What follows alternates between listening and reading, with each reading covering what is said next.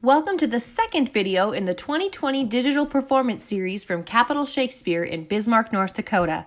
My name is Erin Weichel, and I'm the Artistic Director of Capitol Shakespeare. We are so glad we are able to bring some Shakespeare to our community, even if we can't be together in person due to COVID-19. What you are about to watch are a series of scenes and monologues from shows we have done so far in our 12-year history. We have grown immensely over the years and are so proud and grateful for all the support we have received from the community. If you want to learn more about our company, or if you are able to donate to help keep the arts alive and thriving in Bismarck, please visit our website at www.capitolshakespeare.org. The first set of scenes you will see tonight are from Romeo and Juliet. Romeo and Juliet is a classic play that is studied in almost all schools and is a staple of the theater community. The plot line is used in countless movies, TV shows, and even in the musical West Side Story. This show is full of famous lines and memorable moments. The opening prologue and closing epilogue are beautiful in how they set up and conclude the show and give us an idea of the lessons we should learn from the characters on stage. This is truly a timeless play.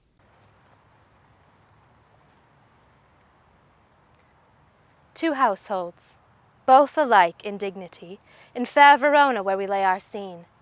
From ancient grudge break to new mutiny, with civil blood makes civil hands unclean.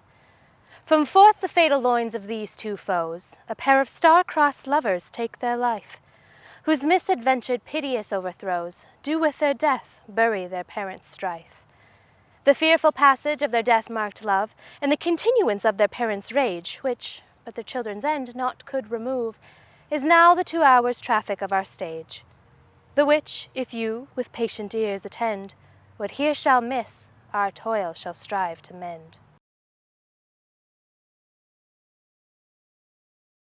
We are fortunate tonight to have our original Romeo and Juliet perform their roles again for you.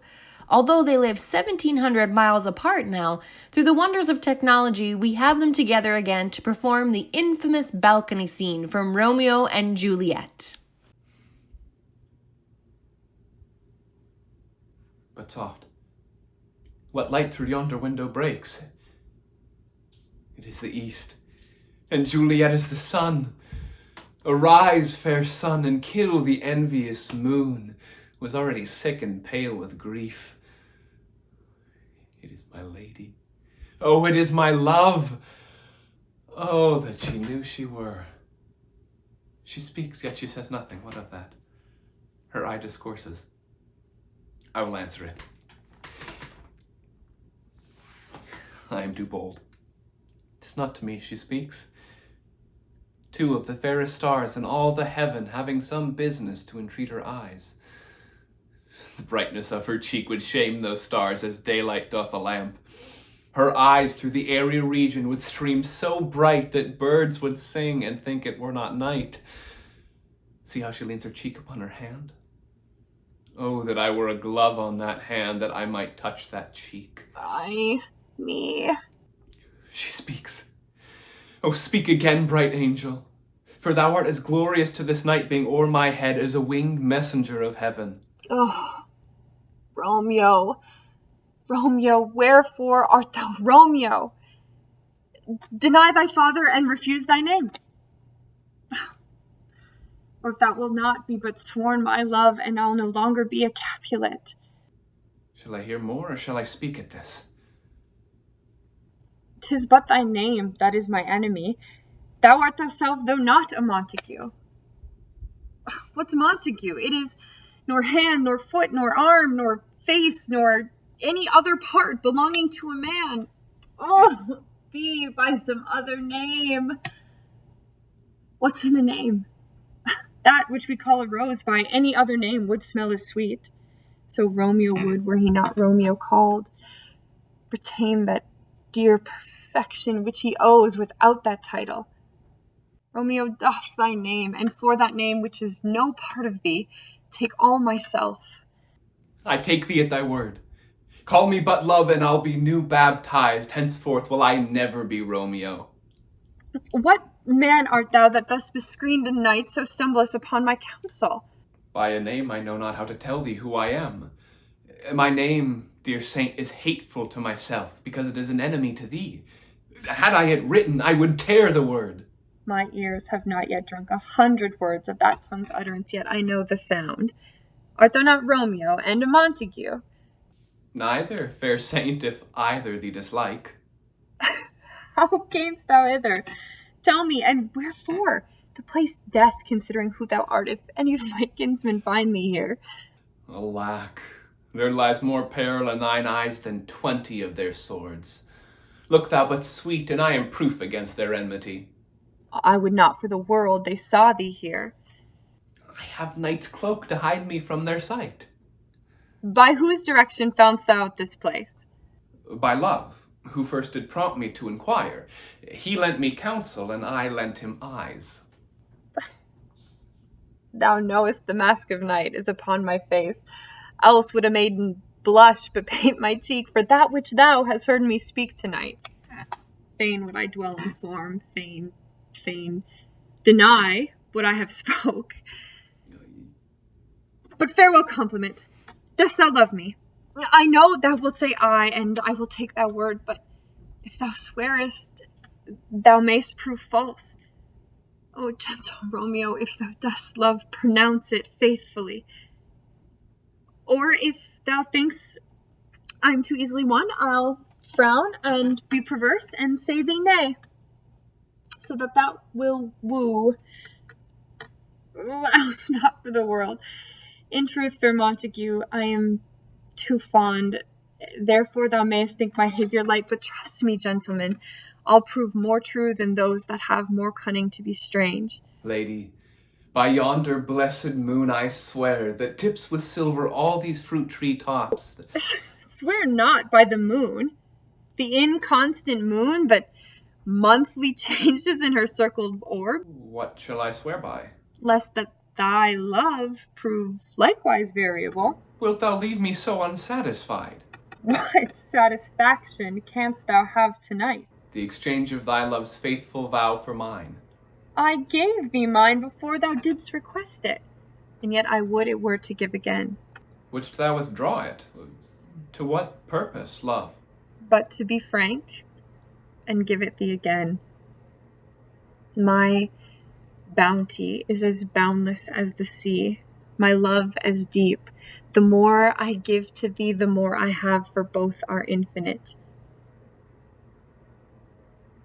I hear some noise within. Dear love, adieu.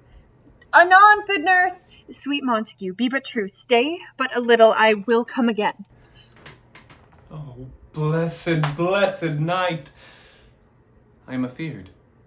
Being in night, all this is but a dream, too flattering sweet to be substantial. 3 words, dear Romeo, and good night indeed. If that thy bent of love be honourable, thy purpose, marriage, send me word tomorrow by one that I'll procure to come to thee, where and what time thou wilt perform the rite, and all my fortunes at thy foot I'll lay, and follow thee, my lord, throughout the world. So thrive my soul. I come anon. But if thou mean'st not well, I do beseech thee, by and by I come, to cease thy suit, and leave me to my grief. Tomorrow will I send. 1,000 times good night. Parting is such sweet sorrow that I shall say good night till it be morrow. Although Romeo and Juliet seems like a love story, it has a tragic ending. The moral of the story is presented to us in the epilogue.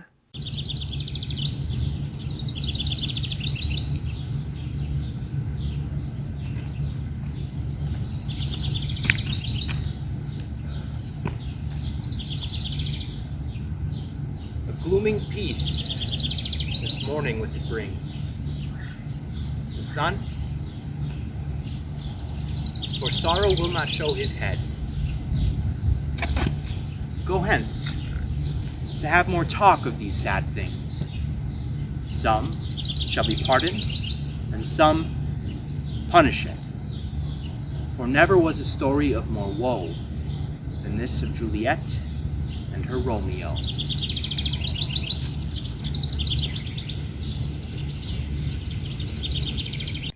For our 5th season, we performed the classic comedy, A Midsummer Night's Dream.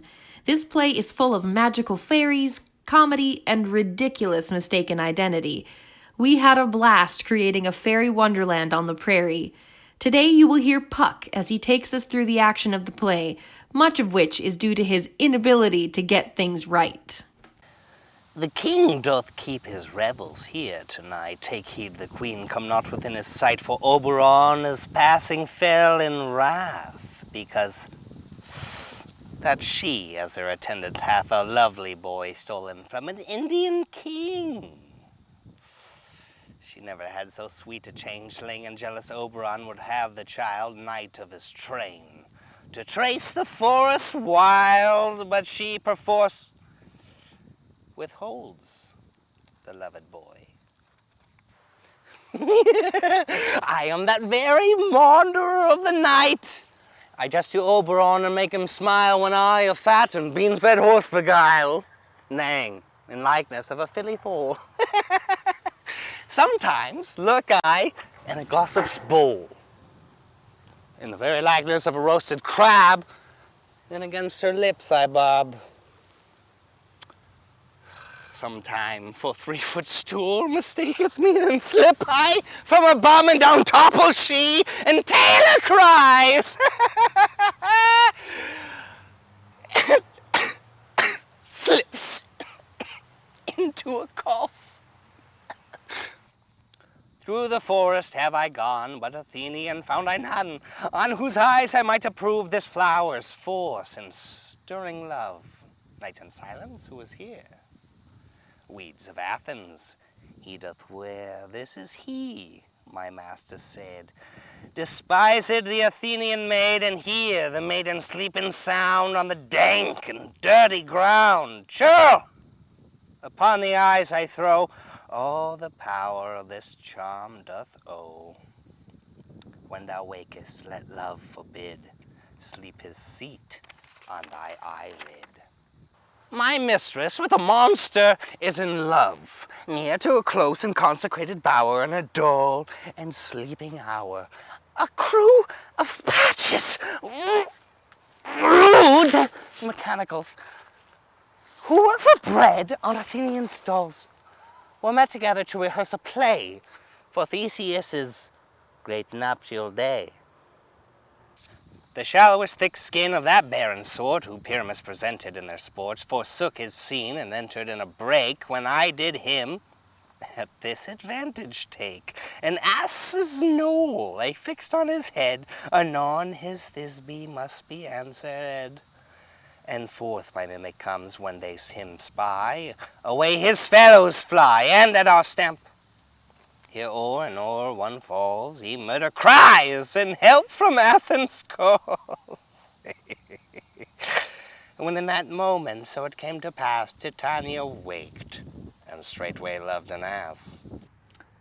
If we shadows have offended, think but this, in all is mended, that you have but slumbered here, while these visions did appear, and this weak and idle theme no more yielding but a dream. Gentles, do not reprehend. If you pardon, we will mend, and ours I am an honest Puck.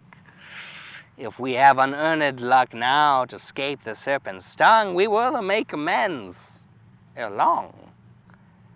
Else the Puck call. So, good night until you all. Give me your hands, if we be friends, and Robin shall restore amends.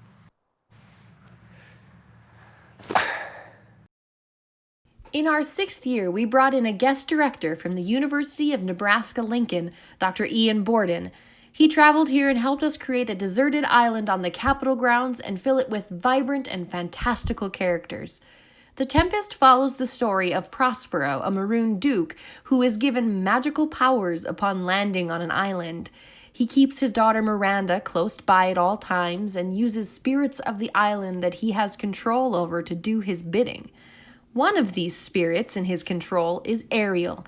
The following monologue is Ariel describing the tempest she created at Prospero's bidding.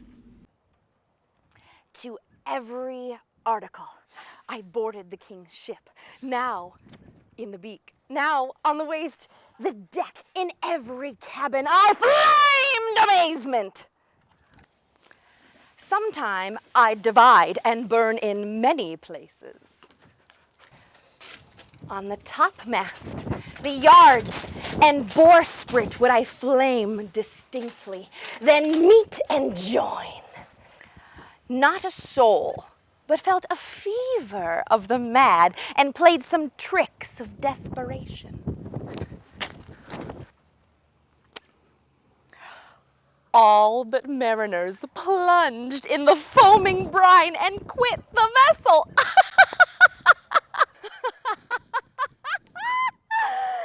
Then, all afire with me, the king's son Ferdinand, with hair up staring, was the first man that leapt, cried, "Hell is empty and all the devils are here!" Not a hair perished, and on their sustaining garments not a blemish, but fresher than before, and as thou badest me. In troops I have dispersed them about the isle.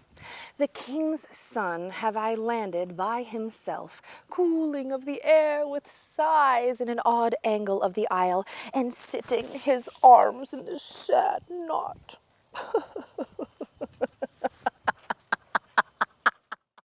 When love finds its way to Miranda through Ferdinand, Prospero realizes he can no longer control the spirits, the island, or his daughter.